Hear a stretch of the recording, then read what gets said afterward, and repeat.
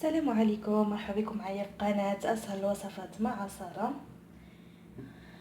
كنتمنى ما تبخلوش عليا بلي لايك ودعموني في القناه. اليوم غادي نعدل واحد كيكه ساهله كتجي مزيونه، كيكه الليمون. غنحتاج فيها 4 ديال البيضات وكاس ديال السكر ونص كاس ديال الزيت وكاس ديال الماء عادي، قشره د واحد الليمونه وعصير ديال ليمونه وحده. نحتاجو الطحين والخميره. طبعا غنعملو كلشي في الخلاط الكهربائي في مولينكس، نخدمو كلشي في مولينكس. بسم الله على بركه الله. نعملو البيضات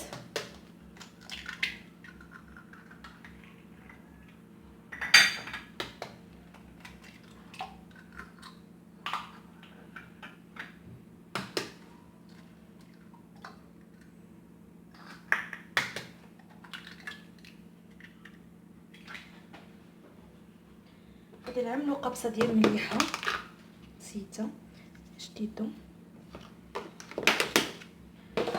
غنعملو كاس ديال السكر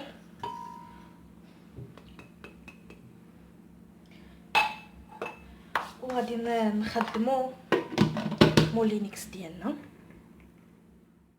ما خدمته في مولينكس. دابا غنبداو نزيدو الطحين شديتو مع الخميره. عينا ميزاننا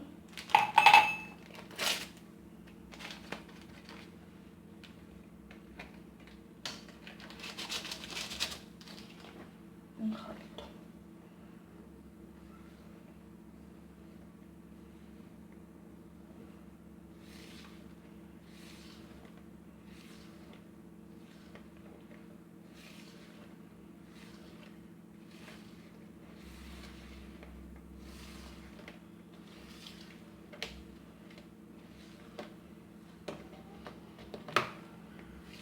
باقي خاص الدقيق.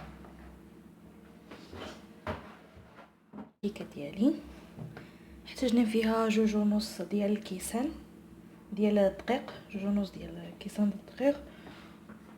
دابا غنعملوها في اللاطه ديالنا. تقدروا تعملوها في اي لاطه، عندي انا لاطه مدهونه بالزيت والطحين. بسم الله.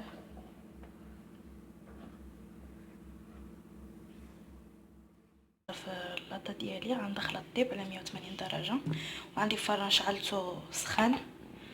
نتلاقاو معكم ملي الطيب وجدت. كنتمنى ما تبخلوش عليا بلي لايك، تشاركوا في القناه وتفعلوا الجرس باش يوصلكم اي جديد. ورشيت عليها غير سكر كلاصي وكتجي صراحه غزاله وهشيشه من داخل. كنتمنى تجربوها.